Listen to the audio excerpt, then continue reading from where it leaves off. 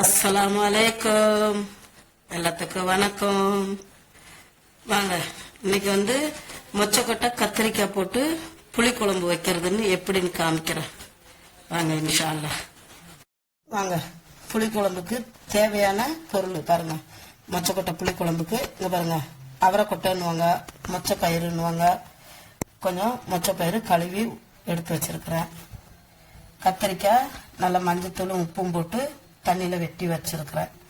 அப்புறம் கொஞ்சோண்டு புளி ஊற வச்சிருக்கிறேன்.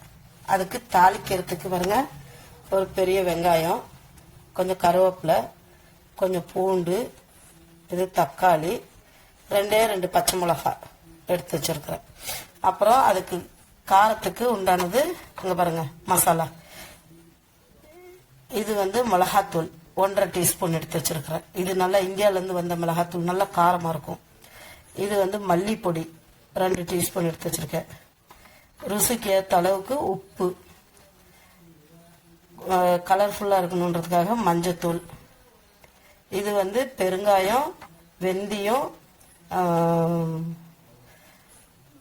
மிளகு, ஜீரகம், அப்புறம் கடலைப்பருப்பு, உளுத்தம்பருப்பு, கருவேப்பிலை, இதெல்லாம் ட்ரையாக வறுத்து வெறும் சட்டியில் போட்டு வறுத்து பொடி பண்ணி வச்சிருக்கிறேன்.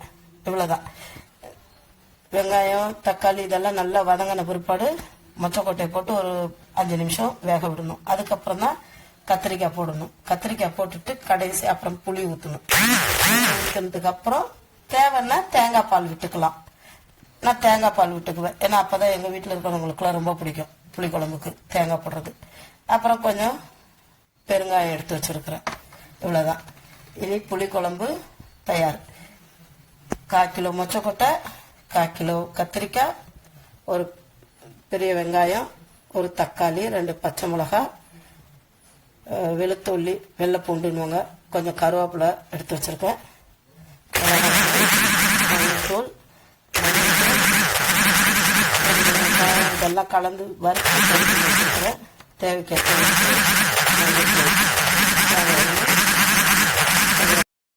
பாருங்க. தாளிக்கிறதுக்கு நான் தேங்காய் எண்ணெய் எடுத்திருக்கிறேன். தேங்காய் எண்ணெய், அப்புறம் இதில் பாருங்க கருஞ்சீரகம், கொஞ்சம் ஜீரகம், கடுகு, இதை போட்டு தாளிக்கிறதுக்கு.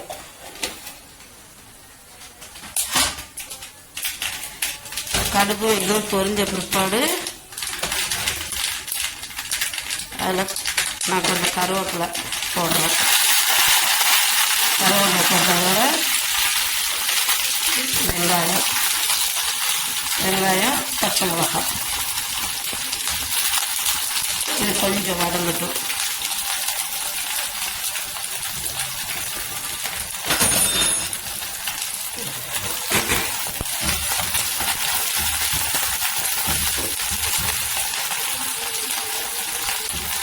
இது ஒரு 2 நிமிஷத்துக்கு அப்புறம் தான் பூண்டு போடணும், இல்லைன்னா பூண்டு குழஞ்சிரும். பூண்டு போட்டாச்சு.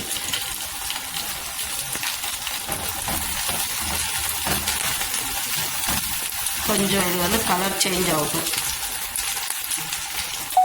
வாங்க இங்கே பாருங்க, இப்போ வெங்காயம் கலர் சேஞ்ச் ஆயிடுச்சு. இப்போ இதில் தக்காளியும் மொச்சக்கொட்டையும் ஒன்றா போடுறேன். ஏன்னா தக்காளியும் மொச்சக்கொட்டையும் வேகிறப்போ சரியாக இருக்கும். அப்புறம் உப்பு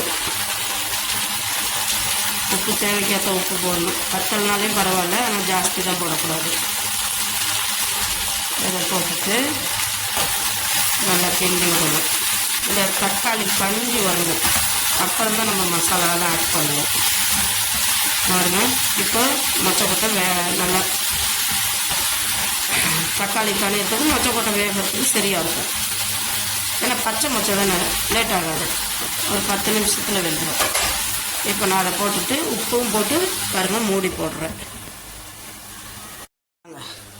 வாங்க, மொச்சக்கொட்டை தக்காளியெல்லாம் நல்லா கனிஞ்சி வந்துருச்சுங்களா இந்த எண்ணெய் இதுலேயே. இப்போ நம்ம கத்திரிக்காய் போடுவோம். போட்டு நல்லா கிண்டி விடணும் ஒரு 5 நிமிஷம். ஏன்னா நம்ம உப்புலாம் போட்டுவிட்டோம். அப்போ கத்திரிக்காய் அந்த உப்பு எல்லாம் சேர்ந்த பிற்பாடு தான் நம்ம மிளகாத்தூள் மல்லித்தூள் போடணும், இல்லைன்னா அடி பிடிக்கும். நான் அப்படியே திரட்டின மாதிரி வைப்பேன். நான் ஒரு ஆள்.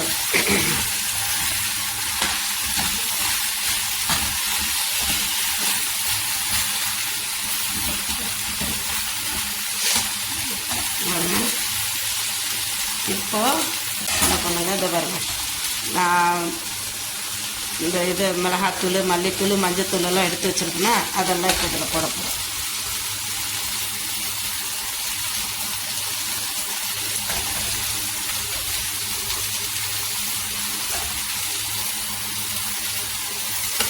ஏன்னா இந்த வெந்தய பொடி இதெல்லாம் வந்து குழம்பு ஆனதுக்கு அப்புறம் தான் போடணும்.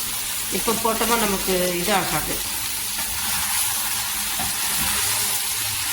இது ஒரு 5 நிமிஷம் அந்த கத்திரிக்காய் இந்த எண்ணெயிலே நல்லா வேகணும். கொஞ்சம்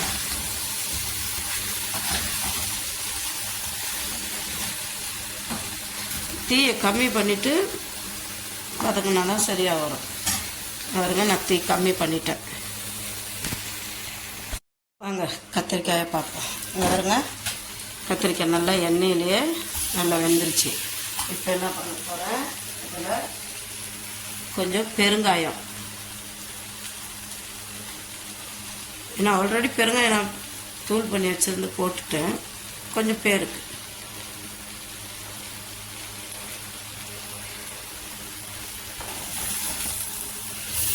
இந்த எண்ணெயிலேயே அந்த காய் வெந்துச்சுன்னா கத்திரிக்காய் செம்ம டேஸ்ட்டாக இருக்கும். அந்த புளி இறங்குறப்போ, புளியோட புளிப்பு தன்மை இறங்குறப்போ பாருங்க, புளி ஊற்றுறேன்.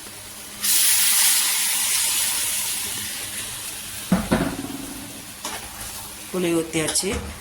புளி கொஞ்சம் ஒரு 5 நிமிஷம் பச்சை வாடை போனதுக்கு பிற்பாடு தான் நம்ம தேங்காய் பால் விடணும்.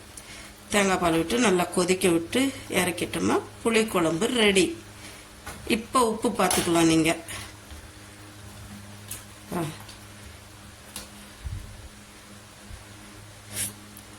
Okay, okay.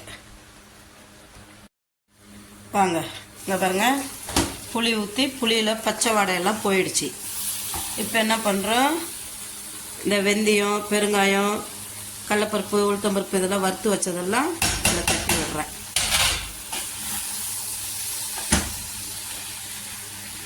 வச்சுட்டு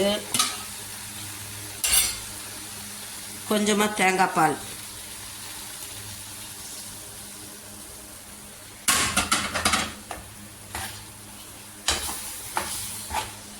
ஏன்னா பெரட்டின மாதிரி வச்சா இட்லி தோசை எல்லாத்துக்கூடையும் சாப்பிடலாம், சூப்பராக இருக்கும்.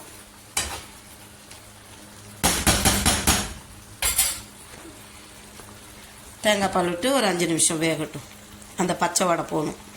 வாங்க இங்கே பாருங்கள், புளிக்குழம்பு நல்லா எண்ணெய் திரண்டு வருதுங்களா.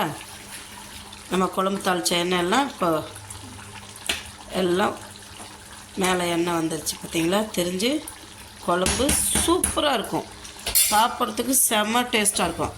அப்புறம் வந்து இந்த பெருங்காயம் இதெல்லாம் எதுக்கு நான் நுணுக்கி வச்சுருக்கேன், இங்கே பாருங்கள், வெந்தயம் பெருங்காயம் கடலைப்பருப்பு உளுத்தம்பருப்பு கருவேப்பிலை மிளகு ஜீரகம் இதெல்லாம் ட்ரையாக பண்ணி நான் வறுத்து பொடி பண்ணி வச்சுக்குவேன். புளிக்குழம்பு வைக்கிறப்போ கொஞ்சம் 1 ஸ்பூன் எடுத்து போட்டுக்கலாம், சாம்பார் வைக்கிறப்போ 1 ஸ்பூன் எடுத்து போட்டுட்டுனா செம்ம டேஸ்ட்டாக இருக்கும்.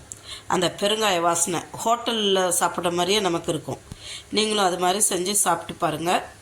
பிடிச்சிருந்தா ஷேர் பண்ணுங்கள், சப்ஸ்கிரைப் பண்ணுங்கள், லைக் பட்டனை ப்ரெஸ் பண்ணுங்கள், மறந்துடாதீங்க, கமெண்ட் பண்ணுங்கள்.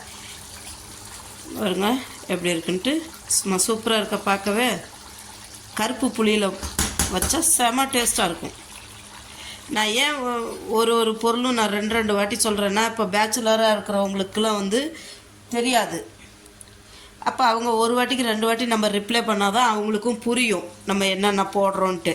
அதுக்குள்ளே எங்கள் பக்கத்தில் ஒரு வண்டியை கொண்டு வந்து இது கிச்சனுக்கு நேராக நிப்பாட்டிட்டு வண்டியை ஸ்டார்ட் பண்ணுறேன்னா அது வேறு சவுண்டு, எனக்கு கொஞ்சம் சாரி புரிஞ்சுக்கோங்க.